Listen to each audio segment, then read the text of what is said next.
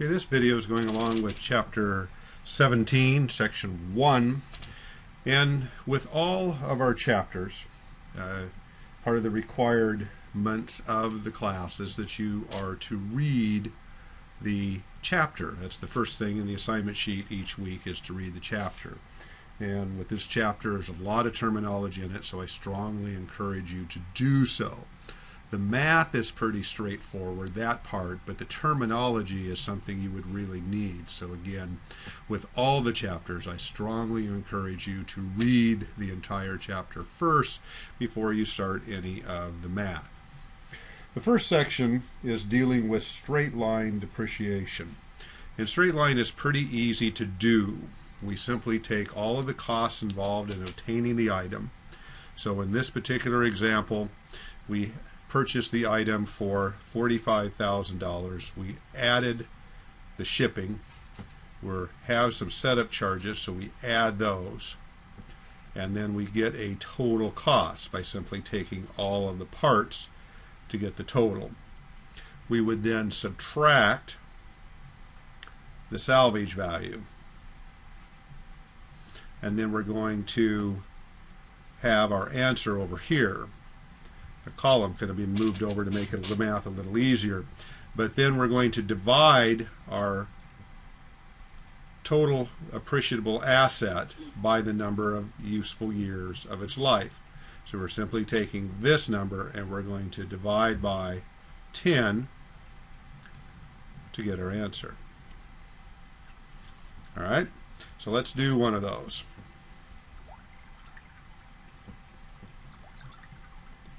So we would have 88,600. We're going to add our shipping charges.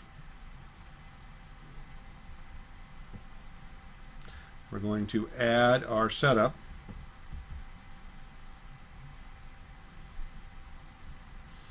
Okay, so we're going to get a total cost here. We're going to just subtract the salvage value.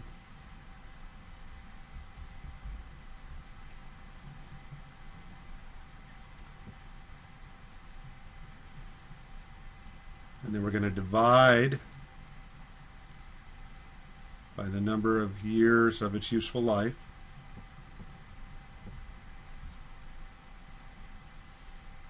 Okay.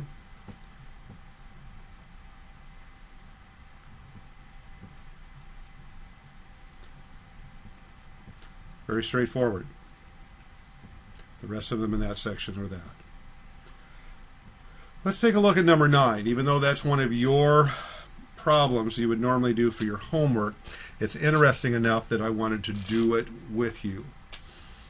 So in number 9, we're applying the straight line method of depreciation. So we're seeing it how it would look on a spreadsheet. So the useful information, as you know, I like to underline the useful information in a problem. They bought it for $57,000.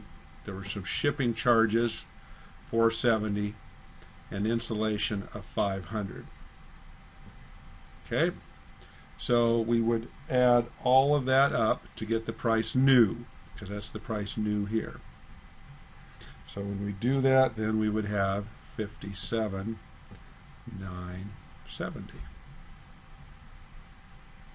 Okay, so that's our book value new. All right, so we would then subtract the salvage value from that number.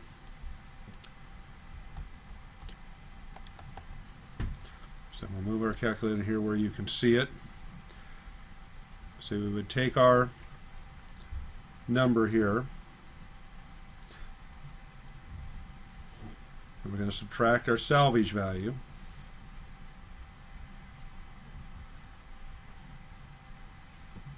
And we're going to divide by the number of years. So the annual depreciation on a straight line method is going to be the same. So we can just fill all those in right now, because they're all going to be the same.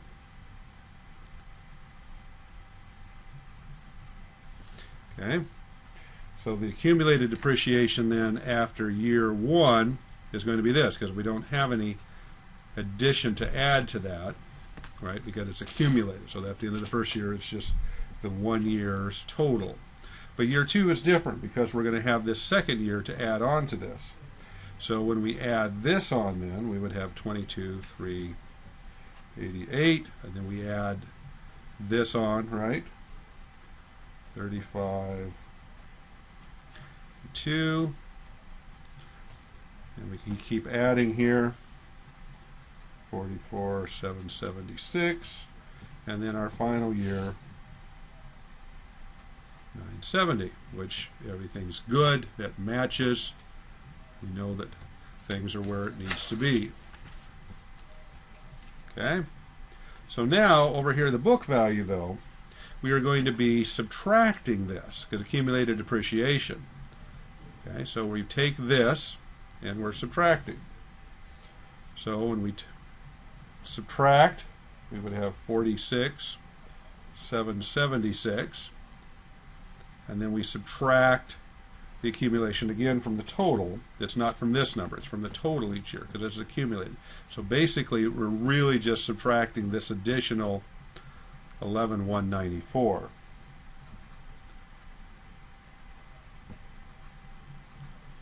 Okay, and we subtract again this number, and again this number, and then again this number over here, not the accumulated, which should match our residual value of the 2000. So that's how that chart would set up, and you'll have another one of those in your homework. 17 is going to look a little bit like that, and 24, which is not one of your problems, but 31 is, and again you're going to have similar setup where you're having to do the columns like this, where you're going to set up your annual depreciation and then add or subtract. Okay, continuing with going over depreciation methods. Starting with number 11, we are dealing with the sum of the year's digits. And remember that formula is going to be n times n plus 1 divided by 2. Okay? So the sum of the year's digits here, so if we plug this into our formula here for number 11, which they have done, we have 5, right? So that's n. N plus 1 is going to be the 6. And that's going to be over 2, and we're going to multiply. So 5 times 6 is 30, divided by 2, hence the 15. So year 1 is always going to be over how many years? So that's going to be the same. So 5 years in year 1 is going to be its max. So 5/15 is year 1. Year 2, which they don't have in the column, obviously then would be 4/15. Year 3, 3/15. Year 4, 2/15, and so on. They didn't do all those charts, but that's what it would be. It'd just be counting down 1 each preceding year. So let's take a look at number 12. So when we plug it into our formula, n is 7, n plus 1 is 8, so that's 56, because we're multiplying, remember, divided by 2 would then give us 28. So year 1 is always going to be over that max number of useful years, so it's going to be 7/28. 2 years later would be 5/28. Okay, 2 years after that is going to be 3/28, and so on. Okay, you don't have to continue that on out. Again, year 2 would be 6, and year 4 would be 4. It's just not listed in the chart. So let's just do one more, make sure we have it down. Useful life in years is 6. So that's our n. N plus 1 is 7. Dividing by 2. So we have 42 divided by 2 is going to be, sum of the digits is going to be 21. Remember, it's always going to go over that max useful life. So 6/21 will be year 1. 2 years later, obviously, then it's going to be 4 21st, and then 2 21st, and so on. Again, pretty straightforward, but you have to apply the formula. Okay. Now, sometimes businesses want to use a method where they get the depreciation faster. They want the write-off earlier on in the machine's useful life.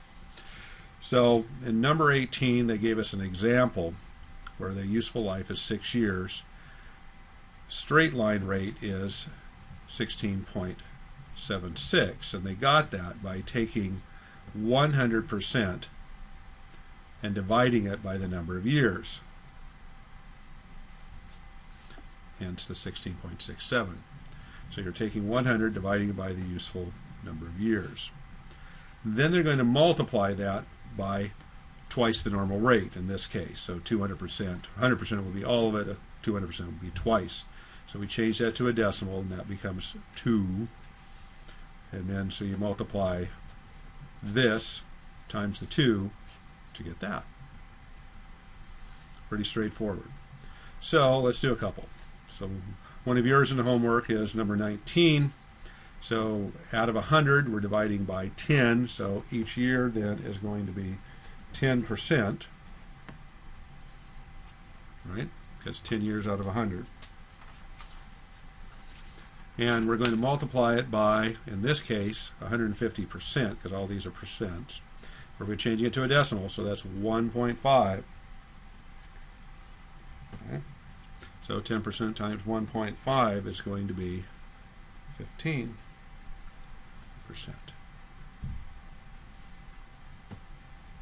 Okay? So you're taking it more up quickly. So the first year's more, second year's more, so you're depreciating it faster. Let's do one more. Number 4, again, it's out of 100, so 4 years useful life, so straight line would be 25% a year. We're going to take twice that again. So we were going to take 50% that first year.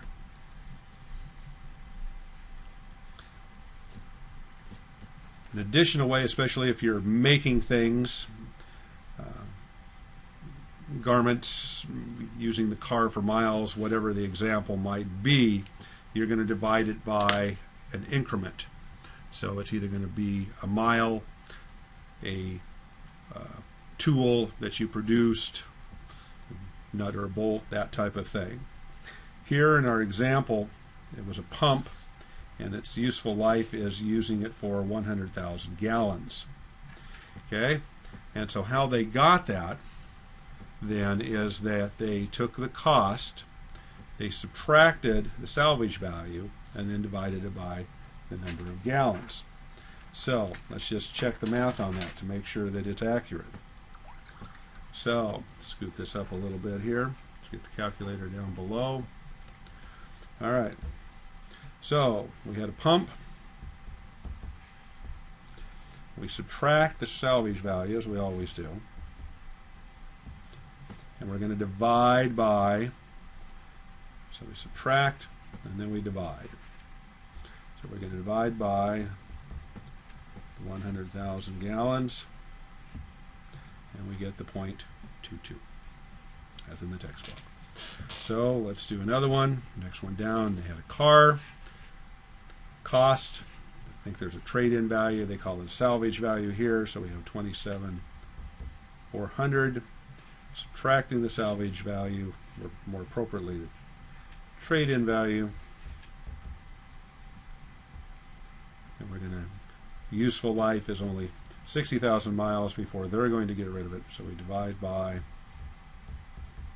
60,000 miles, and we have 0.4 or 40 cents per mile is what we're going to depreciate it by. Okay, just one more, make sure we have this down. We have a sewing machine that cost $10,000. We subtract its salvage value, and then we're going to divide by the number of garments, 90,000.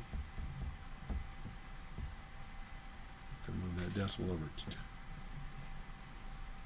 and we just kind of round it there. We could call it just probably 9 cents would probably be fine to make that work.